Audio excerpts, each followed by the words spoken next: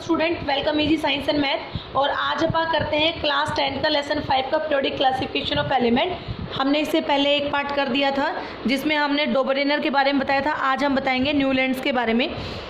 According to this, इसके according when element are placed in order of increasing atomic mass, जो हमारे Newland जी थे उन्होंने क्या किया कि जो भी एलिमेंट थे उनको उनके बढ़ते हुए एटॉमिक मास के अंदर रख दिया। The physical and chemical property of every eighth element, जो फिजिकल लगा लो चाहे केमिकल लगा लो, हर आठवें एलिमेंट के बाद रिपीट की जा रही थी प्रॉपर्टी ऑफ फर्स्ट एलिमेंट। मान लो पहले से 1 2 3 4 5 6 7 8 क्या कह रही है, एवरी एट्थ एलिमेंट आर, ये आठवां एलिमेंट की केमिकल और फिजिकल प्रॉपर्टी इस पहले से मिलती जुलती ही बन जाती थी। ठीक है, ही कंपेयर्ड, उन्होंने कंपेयर किया, he compared this to the octaves found, उन्होंने कंपेयर किया ऑक्टेव जो फाउंड हुआ in music called it the law of octave. उन्होंने इसको एक म्यूजिकल नोट्स के अंदर रखा, इसलिए उसको लॉ ऑफ ऑक्टेव्स का नाम दिया गया। मान लो फॉर एग्जांपल प्रॉपर्टी ऑफ किसकी, लिथियम की एग्जांपल के तौर पे आपको बता रखा है। प्रॉपर्टी लिथियम की फाउंड बी द सेम, जो प्रॉपर्टी थी लिथियम की और सोडियम की were found to be same. मान लो लिथियम सोडियम, इसकी प्रॉपर्टी, इन दोनों की केमिकल प्रॉपर्टी क्या हो गई थी, सेम हो गई थी।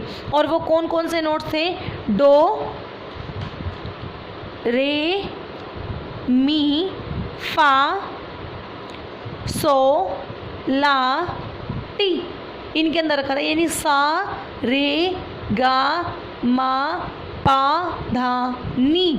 ठीक है, अब इनसे भी कुछ गलतियां हो गई थी, उसको डाला गया लिमिटेशन ऑफ ऑक्टेव। तो पहला, law of octave was applicable only up to calcium, यानी ये जो रूल इन्होंने बनाया था ना, ये सिर्फ कैल्शियम तक ही एप्लीकेबल था, कैल्शियम से ऊपर ये नहीं गया।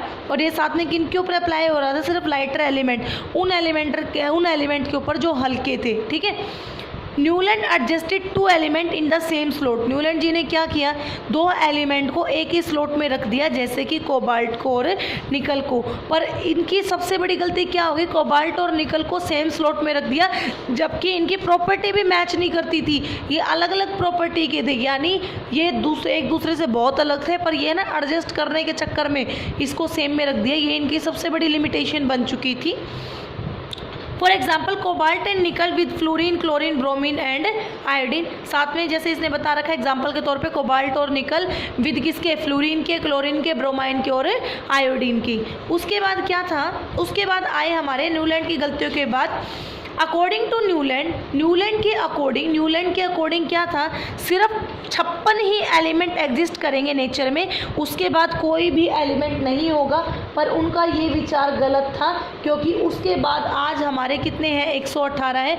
न्यूलैंड ने क्या सोचा कि धरती पर सिर्फ कितने हैं, 56 ही एलिमेंट हैं और इसके बाद कोई नया एलिमेंट आने वाला नहीं है। पर वो गलत थे, उसके बाद बहुत सारे एलिमेंट डिस्कवर हो चुके थे and no more element would be discovered future. पर उसके बाद बहुत सारे आगे, अब बहुत सारे आगे एलिमेंट, किसी की प्रॉपर्टी कुछ थी, किसी की प्रॉपर्टी कुछ थी, तो वो सारे इनकी टेबल में बिल्कुल भी फिट नहीं बैठते थे। उसके बाद आए मेंडलीव की periodic table. When element are arrange in order to increasing atomic mass, Mendeleev ने क्या किया, एलिमेंट जो अरेंज किए गए वो उनके बढ़ते हुए एटॉमिक मास में रखे गए and the element with similar property occur at regular interval, और जिनके बीच की जो एलिमेंट थे जिनकी सिमिलर प्रॉपर्टी थी उनको रेगुलर इंटरवल के अंदर रखा गया, थोड़ा थोड़ा इंटरवल के अंदर रखा गया। The property of element are a periodic function of their atomic mass, और जो प्रॉपर्टी रखी गई मेन तौर पर वो उसके एटॉमिक मास के ऊपर ही डाला गया था, यानी मास को ही ज़्यादा प्रेफरेंस दी गई थी। Mendeleev periodic table is based, Mendeleev की पीरियोडिक टेबल बेस्ड थी केमिकल प्रॉपर्टी के ऊपर ऑफ एलिमेंट, मेनली ये फिजिकल प्रॉपर्टी के ऊपर ना बेस हो गई, किसके ऊपर बेस थी, केमिकल प्रॉपर्टी के ऊपर। इट कंटेन 6 पीरियड, इनके अंदर 6 पीरियड थे हॉरिजॉन्टल रोज के, और 8 ग्रुप थे जिनको नाम दिया गया वर्टिकल कॉलम का। तो आज आपको शायद इतना समझ आ गया होगा।